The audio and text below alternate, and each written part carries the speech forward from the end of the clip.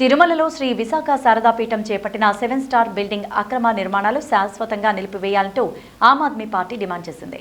Tirupati press club నందు నిర్వహించిన విలేకరుల సమావేశంలో ఆ పార్టీ తిరుపతి జిల్లా అధ్యక్షులు పార్లమెంట్ ఇన్ఛార్జి నీరుగట్ల నగేష్ నాయకులు మాట్లాడారు.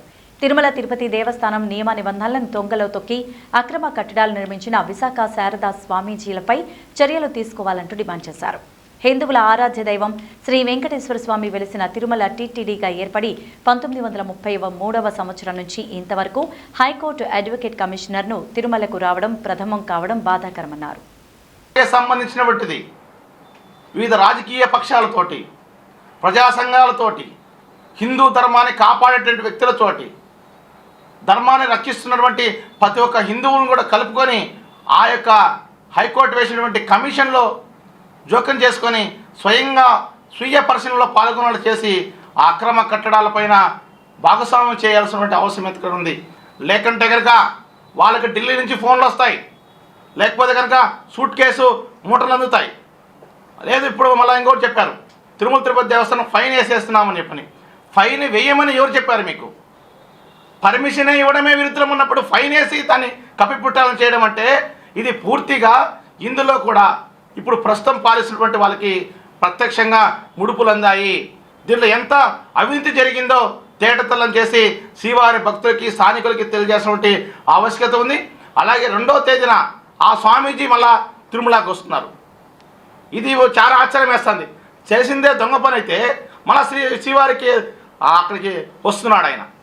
దీనికి మేము చెప్తున్నాం, భక్తులందరికీ వేడుకుంటున్నాం, ఖచ్చితంగా మీరు ఆ స్వామీజీ వచ్చేటువంటి దానికి 2వ తేదీన భక్తులందరూ కలిసి అడ్డుకోవాలి.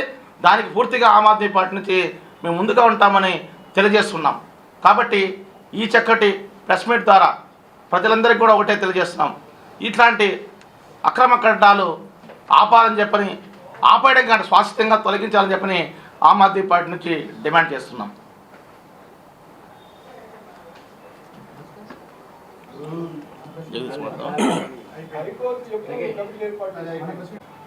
ఈరోజు ఈ యొక్క ప్రెస్ మీట్లో తిరుపతి అసెంబ్లీ కన్వీనర్ బంతల రాజేశ్వరాయలు గారు, రాష్ట్ర ఉపాధ్యక్షులు వెంకటాచలపతి గారు, ఆమ్ ఆద్మీ పార్టీ విద్యార్థి విభాగం CYSS రాష్ట్ర అధ్యక్షులు కందనో జగదీష్ గారు, అలాగే రాష్ట్ర అధికార ప్రతినిధి కోడివాక చందు గారు తదితరులు పాల్గొన్నారు. ఆమ్ ఆద్మీ పార్టీ తరఫున తిరుమలలో ఉన్నటువంటి శ్రీవారి భక్తులకి, ప్రపంచవ్యాప్తంగా ఉన్నటువంటి శ్రీవారి భక్తులందరికీ కూడా మేము తెలియజేస్తున్నటువంటి ఒక సంఘటన పైన సభ్య సమాజం మొత్తం కూడా బాధపడాల్సినటువంటి అంశంగాను మనం పరిగణలోకి తీసుకొని ఈరోజు ఈ సమావేశాన్ని ఏర్పాటు చేశాం.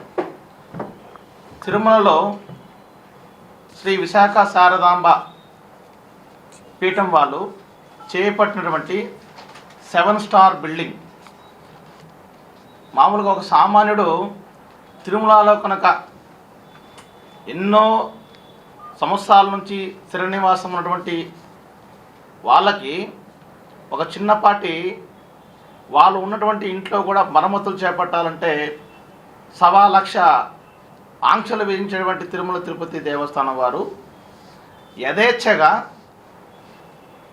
6 అంతస్తులతో పాటు కింద సెల్లార్ కలిపితే 7 అంతస్తుల భవనం, అంటే ఆకాశమంత ఎత్తైనటువంటి భవన నిర్మాణానికి ఎవరు అనుమతులు ఇచ్చారు?